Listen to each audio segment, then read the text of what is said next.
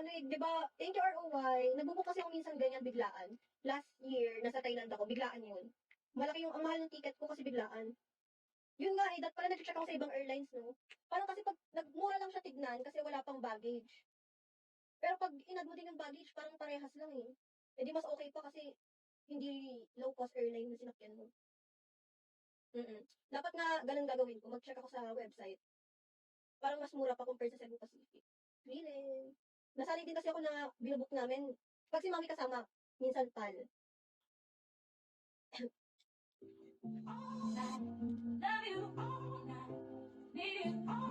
Lucius, welcome back.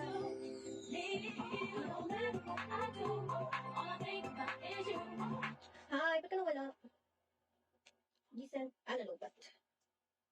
Enos, decent air naman siya. Nakinos kayo. Yung Eva Air. Ano yun eh, parang from Taiwan talaga ata siya. Yun ata yung ano nila. Katay nga daw, parang pangit yung ano, pangit yung service. Lucius, kumain ka na. Ay, umalis.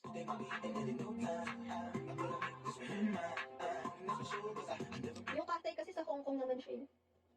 Matutulog ka, small cat. Sige. Sleep well.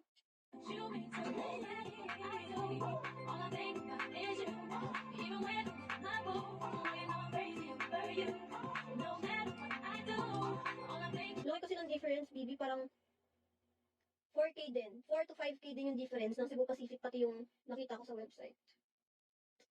Sayang yun.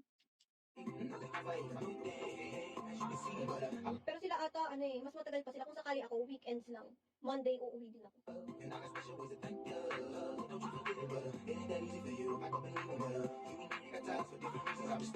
Mahal mo. 1.3. 1.3. Nung Hong Kong kami, Cebu Pacific kami. Parang, nung pauwi, dalawa yung additional ko na baggage.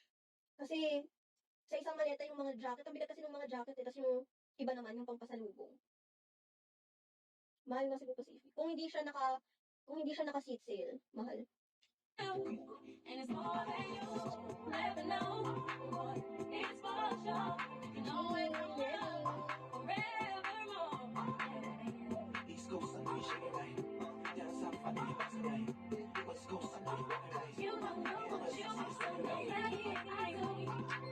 Saan?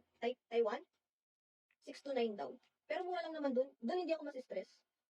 Mura lang dun eh. Sa Hong Kong lang talaga medyo parang naubos ako kasi medyo mahal sa Hong Kong. Tapos ang tagal pa namin ni Mami. Labubu. Mahal nga. Last na muna.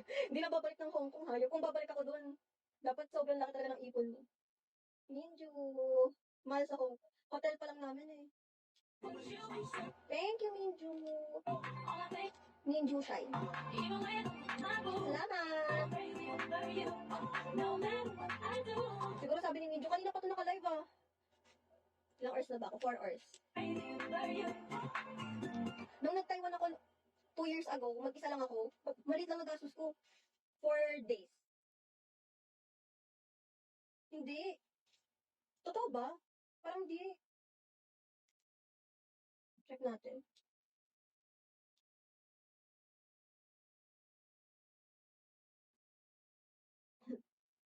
Oo nga, totoo nga. 6 nga. Oo nga. Di ba, ang laki? 6 na. Tapos yung mga pagkain doon, 50. Nag-start siya sa 50. 50 HKD. Oh, sa inyo, almost $9 agad. Anong San Joaquin ROY? $9 agad. Siyempre, para sa nanggaling sa Pilipinas, mahal talaga. Kaya yung iba doon, kasi nag-join ako sa group ng mga, yung Hong Kong, Macau, parang group siya sa Facebook, ng mga natutour doon. Nagdadala sila ng mga pagkain, yung mga delata. Oo nga. At saka kung galing ka sa Canada, US, medyo sanay kayo sa ganung presyo. Pero pag galing ka sa mga gantong bansa, talagang mabibigla ka, mahal talaga siya. Eh kami naman ni Mami, wala naman kami dinalang mga ganung pagkain. Kumakain talaga kami, hindi naman kami nagtipid sa food doon. Kasi